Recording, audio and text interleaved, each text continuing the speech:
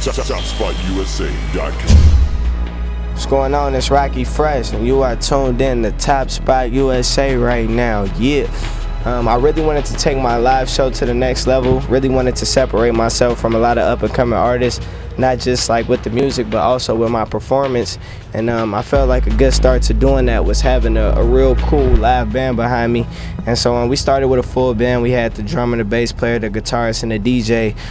But just over time, you know, it kind of turned into this, and it was a real organic situation. It's not how I planned it to be, but I'm very happy that it went down that way, and we've been rocking shows on the Patrick Stump tour ever since, so it's been cool. Quite frankly, it's easier traveling with less people too. Yeah, definitely. But it's interesting, music in general, even hip-hop, so much of it is drums, right? So he and I never really tapped into our chemistry until it was just the two of us on stage, because when you have 3 or 4 other individuals up there, you have their personal styles showing, their body language, and there's just so much energy going around that when you got 2 dudes, you can really hone it in. Well, yeah, Patrick is a huge fan of rap. My mixtape was fortunate enough to get picked up by a lot of big rap websites, and I guess either because of the Chicago name or maybe word of mouth. I never really asked him actually, but he found my project. He tweeted one day like, man, mixtapes I'm listening to, Rockie Fresh, The Other Side, a mixtape from the Cool Kids, which are also my homies, so shout out to them.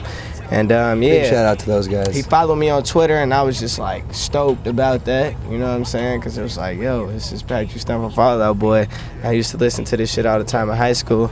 So anyway, when I went out to LA to work on my new mixtape, which is coming out in October, I went to his house. We worked on a record together. Just built a kind of like a big brother, little brother relationship. And he asked me to come on tour with him, which was a huge blessing, and we're here today, so it's cool. I feel like, honestly, I'm coming up in a real good time. I have no complaints. I've been doing this for about 2.5, 3 years, and with that, you know, I've seen a lot of progress. It's definitely been a blessing. It's not really off of anything that I've done, just, you know, God is showing a lot of mercy on my situation.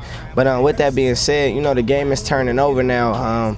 Jay-Z's fans and Kanye's fans, they're growing up with them, so they're reaching their 25 and their 30 years, and we got a new generation coming up, and I'm just blessed to be looked at as one of the dudes to cater to them.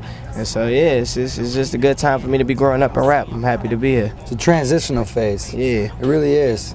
Especially for Rockie. I'm a couple years older than him, but the music that we came up listening to, like right, middle school, high school, all those bangers. I mean, even Watch the Throne just dropped, and that's just, gosh, we have that on repeat. Yeah, definitely. But it really is a time right now where there's a transition, and there's some, you know, new kids coming up who kind of have to take the throne and keep the music going for the next 5 to 10 years. You know, there's a room and there's place for it. Well, in my music, you know what I'm saying, there's 3 things that kind of make me different. I grew up in a Christian background, so I just grew up listening to gospel music all the way up until 8th grade, when I could really explain to my parents, you know what I'm saying, the things that I liked in rap music. Around that time, 3 classic albums came out when I was in 8th grade. Those were Get Rich or Die Trying, College Dropout, and Black Album, and those albums like really touched me, and they really touched a lot of fans in hip-hop. So with that, you know, I gained an appreciation for hip-hop music and just the message in it, but I still stayed true to my gospel background as far as putting a message in the music. So that's one thing. But then on another note, I had the privilege of going to a very diverse high school, and with that, I got in tune with pop music and alternative rock. And so instead of, you know, not embracing that and looking down upon it or just saying that it's not for me, when I started making music, I wanted to add the live instrumentation and the guitar riffs and just certain emotions and topics into my rap music. And so with that, you know, it kind of not only separates me from Chicago artists, but just different up-and-coming artists in general. RockieFresh.com is the website. That's where you can get all my music. @RockieFresh is my Twitter. That's where you can interact with me. I talk back, especially the girls. And yeah, he's at Nathan LDB. Yeah, that's where you can find us, man.